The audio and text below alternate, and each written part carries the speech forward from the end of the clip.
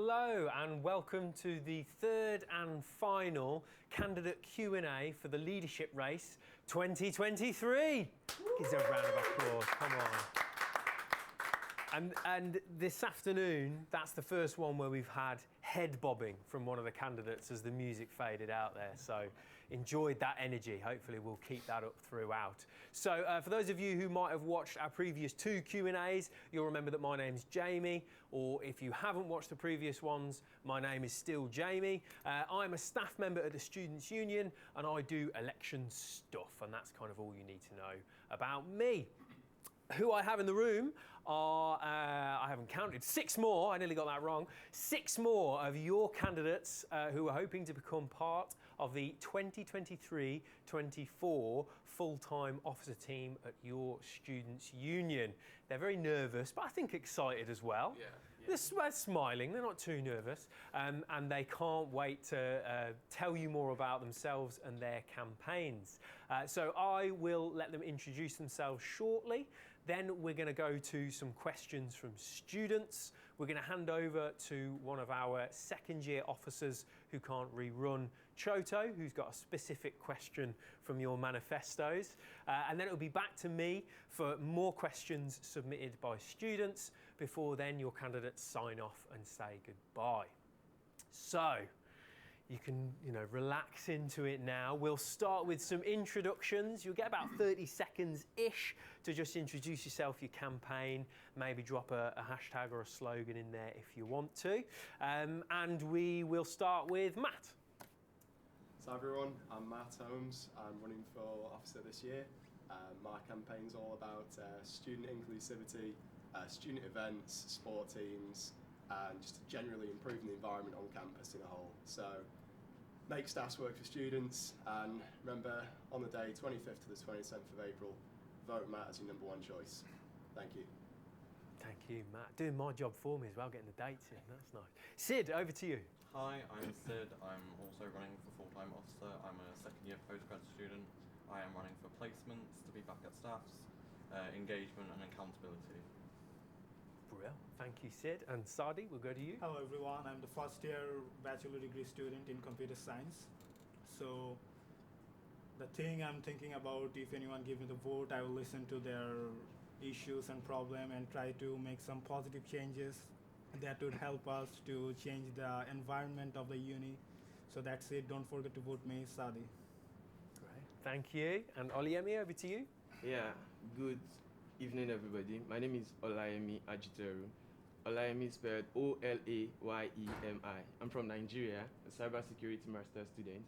I'm running to be one of your full-time officers, and during my time on campus, I've noticed some 1 or 2 things that we need to work on, which is making me run on the platform that's inclusion and inclusive for everybody, making a great educational experience for everybody, and building a very strong international community. And I look forward to you guys' support and vote and be ready to answer all the questions that you have from me today. Great. Thank you, Olayemi. And Alice, we'll come to you. Hi, I'm Alice. I'm running for Accessibility for All, which includes accessible funding and things along those lines, like wellbeing spaces on campus. So yeah, I hope you'll vote for me, and yeah. Brilliant. Thank you, Alice. And finally, Lewis. Hi everyone, I'm Lewis. I'm running for the cost of living. I'm also running for the student services, student inclusion and careers, as well as accessibility and inclusivity for all. And my go-to slogan is Live, Laugh, Love for Lewis. Brilliant. Thank you. And let's give him a bit of a round of applause, because that's the first bit done. So well done. And it's not as scary as you think, is it? It's fine. You all did very well. We had looking down cameras and everything, so there you go. Thank you, candidates. So, as I said, we'll now move on to our first round of questions that we've had submitted in advance by students. Yesterday, I was very pleasantly surprised by some questions that were submitted live, so we may get some more of those, and I might be handed a card as we go, but we'll see. So, we'll go to start with just in the reverse order, so Lewis will come to you first. And this is actually one of the questions that we had submitted yesterday, but I didn't have time to read out during yesterday's Q&A, and it focuses on the university's wellbeing team. It's quite brief, but I think what they're trying to ask is, in terms of the university wellbeing team, obviously at times during this year there was really, really high demand on that service, and therefore this question asks what you plan to do to improve that service if possible. Yeah.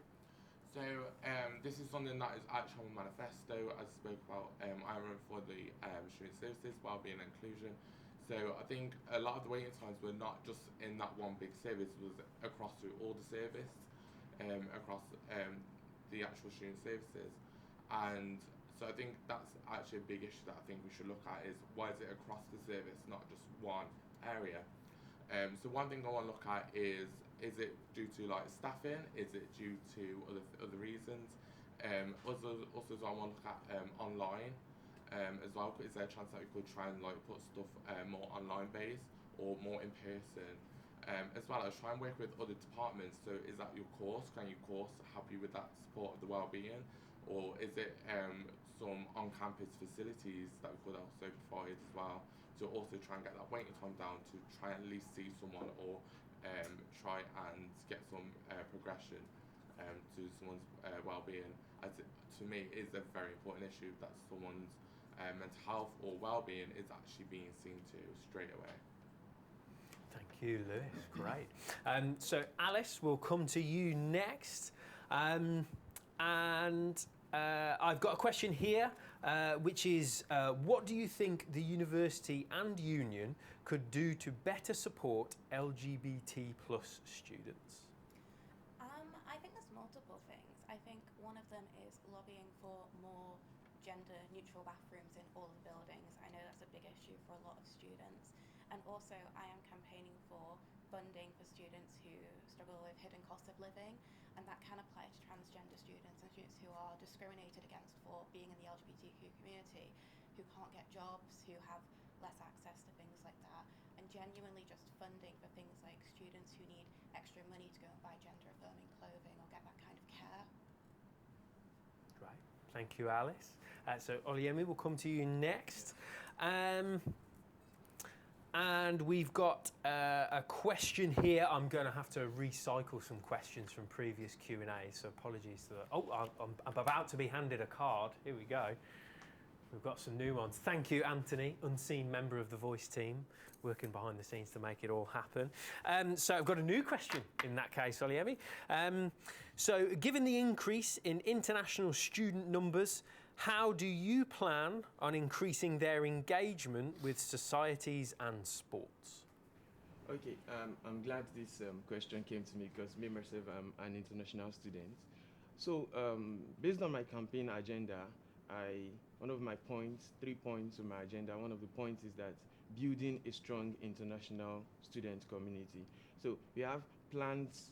I and my team have plans, and I also plan to work with other elected student union officers, that we're going to make sure that students are being communicated to directly, because most of these international students don't they just get mails, they don't get proper communication, and they don't even relate with their student union officers the way they should. So I feel we need to bridge this gap and make sure that there is so much communication between the union elected officers and the international students, and even all students though, but the question is solely based on international students. So we would make sure that the gap is being bridged between the international students and the student union officers. So make sure that everybody come together, and they should be able to say what it is, this is what we want, this is what we want you to do for us. We will listen to them and act accordingly and appropriately to their concerns.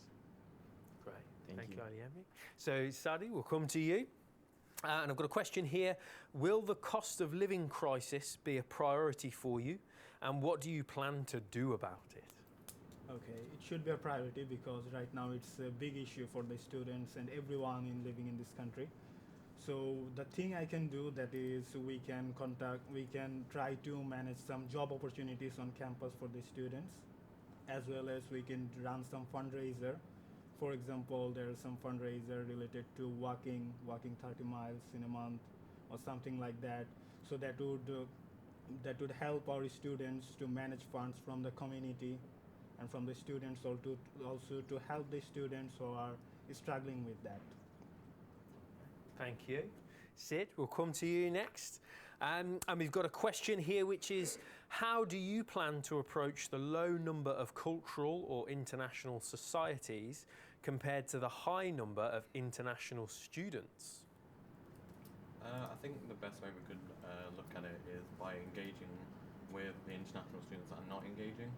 So making sure that the barriers that have been set by these societies aren't there for them and there isn't limitations for these students. Making sure we contact the students directly instead of just putting a post out and hoping they come to us, make sure we go to them. That's great. Thank you. And Matt, finally we'll come to you. A bit of an international theme with the rest of those questions, but this one is different. So Matt, how do you plan to approach the recent UCU strikes and to reduce their impact on the student experience? Yeah, absolutely. It's a massive issue. It's affecting lecturers and students alike. We've had national strikes up and down the country in all forms of sectors, and it's affecting students massively. UCU, we have a way to actually engage with the lecturers who are taking part in the strikes and any university staff who are taking part in those strikes, and ask them what we can do to help them. As far as I know, any of my lecturers who've been involved in strikes have been more than happy to try and help out students wherever they can. But I know there's some students from other courses who've said their lecturers haven't given them the most opportunity, haven't really given them any advice on what to do during the strikes or during the time they're away.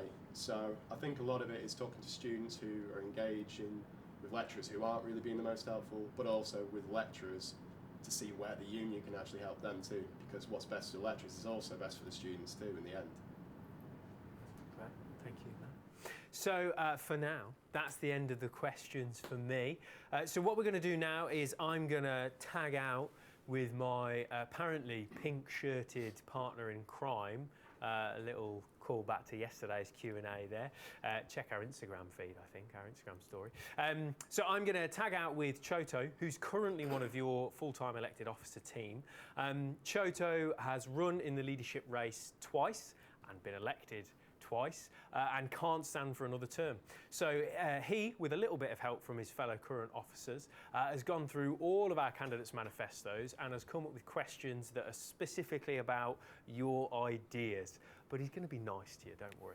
So Choto is going to tag out with me and ask you each a question as well before I come back and ask you a couple more. So let's have a round of applause for our candidates and for Choto.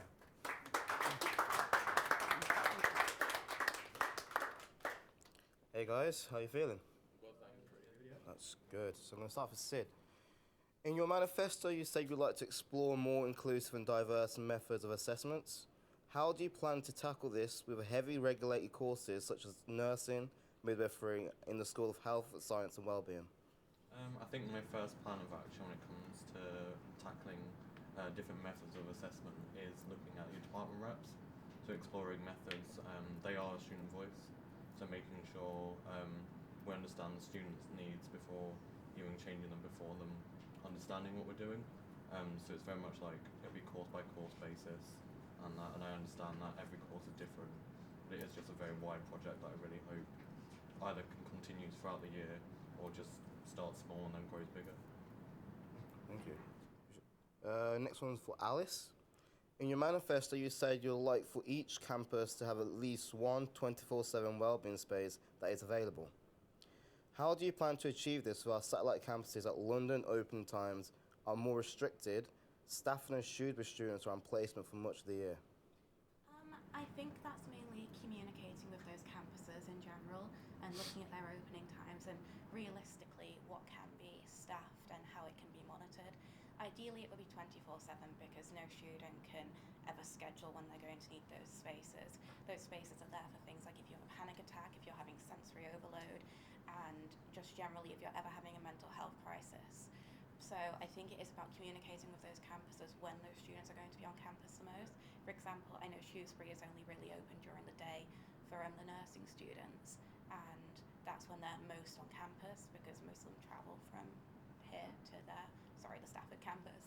So yeah, no, I think it's looking at, for example, the Stafford campus, when are the lectures on the most, when are those spaces going to be needed the most, if they can't be 24/7. Thank you. Next question is for Sadie.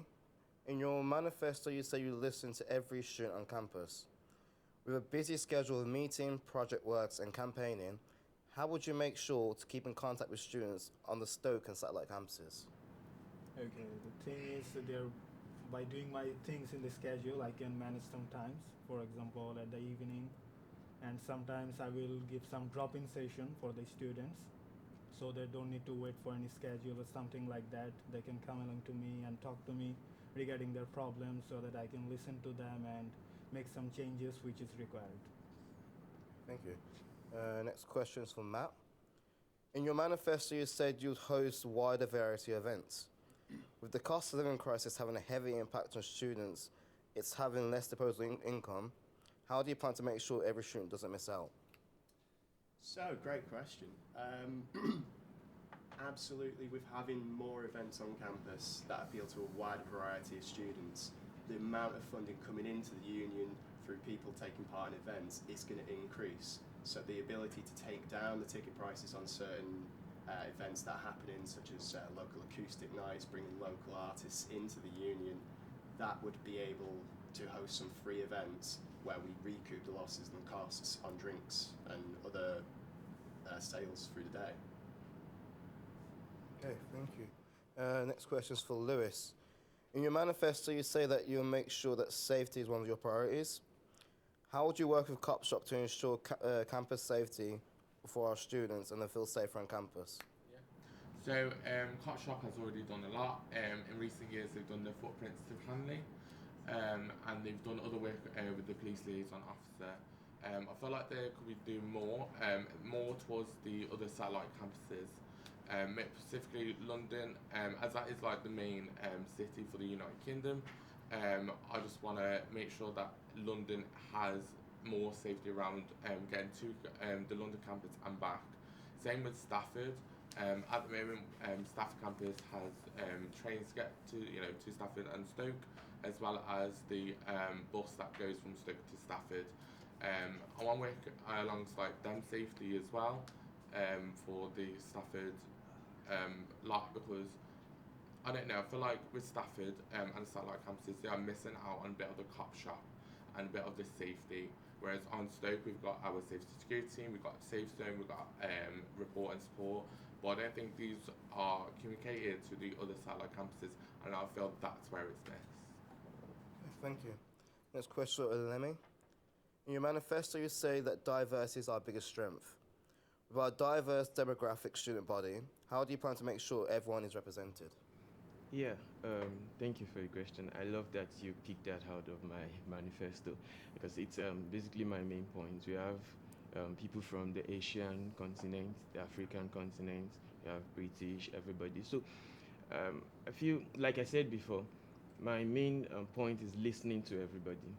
Listening is key, because when you listen and know what people want, get in touch with them, create events, events that links up everybody from different regions. Like recently, thanks to the union, they did an African event like some last month, and it was really a great event that we had a lot of Nigerians come together and they sat and they discussed. So more of these events would be created, and we would have people meet up with others from their region, and they can have discussions and link up and create connections for each other. So I feel events, listening to them, communication, bridge the communication gap so well that access to the union will be like the easiest thing you can do on this campus.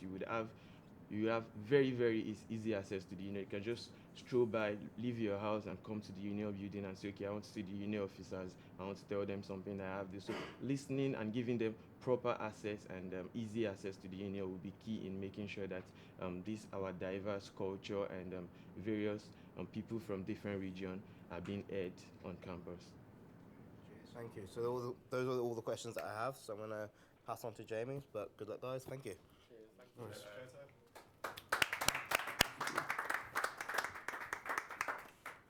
Thank you, Choto. Oh, as he smashes the place up. I don't know if that came through on the audio there, but he's just making a mess as he goes. And thank you to Matt there for starting the applause. Well done for Choto. Great, so well done everybody. Hopefully now you feel like you're in your stride and you're relaxed and you got your momentum going. So we'll do one more round of questions from me because I have been handed a couple more to ask your candidates. And then we'll round off with some goodbyes. So I'll just kind of mix the order up as Choto did. So let's start with Sid, yourself. And we've got a question here. Do you think that the new international coordinators are having a good impact, and what could improve with their work? With the international coordinators, I think they're doing amazing work already. I really think with our increasing numbers of international students, I think us as a union, we could definitely push for them to be represented a lot better across campus. So they almost become those figureheads for those international students. And making sure they've got a service to back them up as well. International students need to be treated equally, but also as different sort of things, so it makes sure their needs are also looked after as much as the national students are. Brilliant, thank you. And you even kept going there as some of my pages blew off my podium here, so well done. Thank you, Choto. It's, live telly is its finest. So Alice, we'll come to you next for another question, as I select one from random. How would you make sure there is more equitable representation for underrepresented students at staffs? I think that's about the university and the union approaching these groups of communities, so disabled students, LGBTQ, people from different ethnicities, looking at parents and carers and mature students. I wish there was more of the university reaching out to these students to find out what they need and what they want, but also in promotional materials for the university really showing this range of students, because there is a lot of students from all these different communities at staffs, and I think we should be really proud that we have parents on campus who are able to bring their children because it's safe enough. And I think we should be proud that we have students who are non-binary, transgender, part of the LGBTQ community. And I would just love that to be represented throughout the union's website and the university's website in general. When you're first going to look at a course and you see this range of people and you're like, I can come and fit in here. Great, thank you, Alice. Lewis, we'll come to you next. Do you have any new ideas to help enhance course representation? Yes, so with course representation, it is a vital role within the course to make sure that your course students, your fellow peers in a sense, are being represented. To make it more improved, I would say, is to try and maybe like the officers, the full-time officers, is to actually go to the course reps. Do not have the middlemen with the department reps, because I feel like some courses such as the paramedics and nurses, I feel like sometimes because they're so far away, they get really missed with them courses. And I know they've had a few issues with placements and stuff, and I feel like that's not been appropriately touched upon within the union and the university. There are some other things around like lecturers and recording of these lecturers, so of the lectures not being appropriate for anyone who has like unable to come onto campus to view their lectures. So perhaps like some courses could do some lecture recordings. Again, that's where I feel like course reps could be leading towards it, is maybe more Q&As. Maybe it should be down to the officers to be more accountable on behalf of the course reps as well. Great, thank you, Lewis. We'll go to Matt next. And I've got a question here, touching on something that Lewis mentioned. So, following the pandemic, the new norm of learning at university seems to have been established, though for some it means lots of remote or hybrid learning and teaching, and for others it means a return to nearly all face-to-face. How would you approach issues like lecture recording or content capture when people have differing preferences and course demands? It's a massive issue. I mean, nearly every room in this university has the ability to capture lectures, audio, video, and put out the content as well, all on Blackboard. There's some more strict courses, I think forensic investigation, they can't quite share everything and they may run into some issues. But with the vast majority of courses, including forensics too, there are ways for both lectures to be held in person and for students to also join from online. If a student prefers to join online and they find that that's how they gain the most out of their course, then we have the facilities to let that happen. Similarly, if a student finds that being in person, being in campus, they find that's best for their course, then they should be allowed to do that too. You're paying for the university experience. You may as well get the most out of it. Not everyone's the same, so we should give people the option to choose. Right, thank you, Matt. Sadi, we'll come to you. And the question that I've got here, every year candidates add loads of ideas to their manifestos, but we don't always hear what they're actually doing to put their ideas in place. How will you make sure that students know that you are doing a great job if you're elected? Okay, so my manifesto is to listen to everyone's problem. So when students come to me and talk about their problems, and when I will make some changes, so then they will see what's happening, the impact of what I'm doing. So this is the way I want to show that I'm doing my work. Great, thank you. Which finally brings us to Olayemi. So this is another new question just submitted now. It tried to blow away, but Choto rescued it. This question is, what would you do to increase awareness and support of our liberation groups? So those are our representative networks. So like LGBT, disabled students, race and cultural network, etc. Yeah, so thank you. I'm super sure that all these groups do have representatives. As the union, our priority is based on how the hierarchy is. All these representatives are basically under the union. So as the union, our priority is to make sure that all these representatives are being met, are being talked to, are being allowed and given free access to do their job. Like my fellow candidates have actually answered questions relating to LGBTQ. They need access, and this access is what will push the school to give them. I'm super sure that they currently do have this little access and massive support from the school to an extent, but then we'll still push for more. Then they do have various concerns. Like I keep saying and I've been saying, we would make sure that everybody gets access to the union. Access to the union is actually very important. It's one of the key things I want to work with, because we can't run the union when people don't know that something is happening in the union. So we'll make sure that, okay, the union is listening to you. The union is there. The union is available to listen to you. Come to us. Come and talk to us. Then when their queries, when their concerns are being pushed to us, we'll make sure that the concerns are being met. And we will not just push them away and go and act on the concern. We would work with them, hand in hand with them, work hand in hand and make sure that these concerns are being solved together appropriately.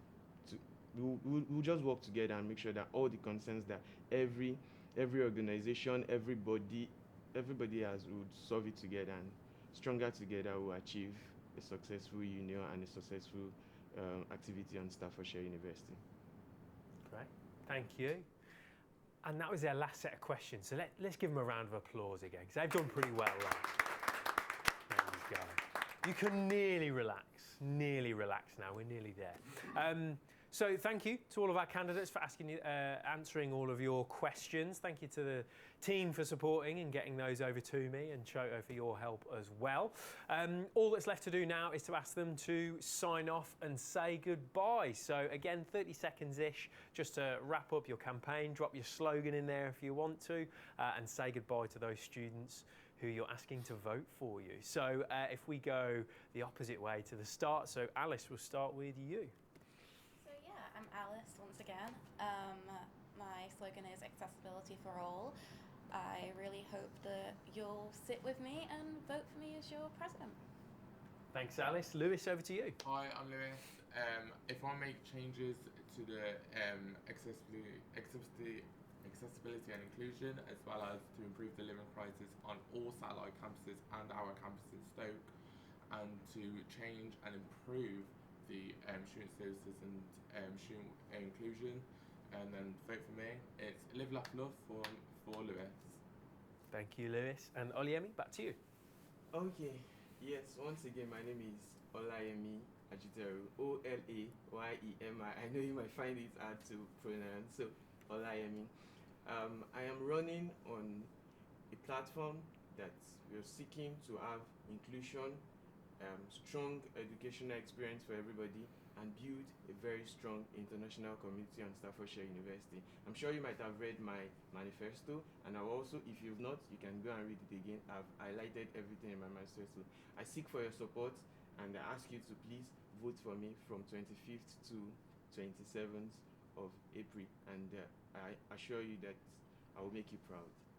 Thank you. Right. Thank you, Olayemi. Sadi, over to you. Hello, this is Sadi again. So vote me if you want to see some positive impact based on your opinion. And remember that my slogan, caring leadership and representations unit. Thank you. Sid? Hi, it's Sid again. Just going to tell you to look out for Sid Solutions. Hopefully we'll make a better staff together, and also support everyone here as well. Brilliant. Thank you. And finally, Matt. Hi everyone, it's Matt here.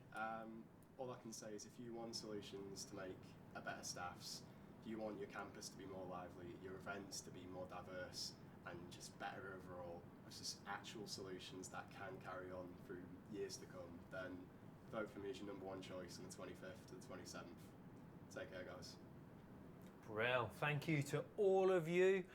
And that brings us to the end of the third and final candidate Q&A for this year's leadership race. So all that's left for me to do is to give you those couple of quick reminders that I've mentioned at the previous two events, which actually, as our candidates have also said, is when voting is open. So everything that you need to know is at www.staffsunion.com/vote, and there you can read all of the candidates' manifestos for full-time officers, but also for department reps, society committees, representative network committees, and all the other roles that are up for grabs for students just like you.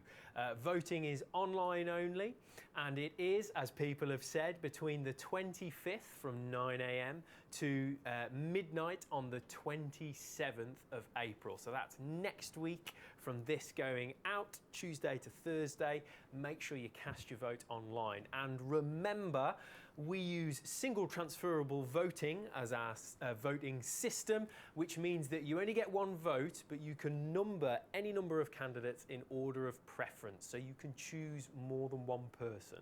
So if you've watched our Q&As through this week, and actually you've got 5 or 6, 7 or 8, or maybe all 18, 19 of our candidates that you'd like, when you come to vote, you can put them in order. So please don't forget that. I'd like to say a massive thank you to Staffs TV for supporting us with these Q&A events, and we will see you all again either out and about on campus when you're voting, or at the results show, which will be streamed live from something like 6:30 on Friday the 28th of April.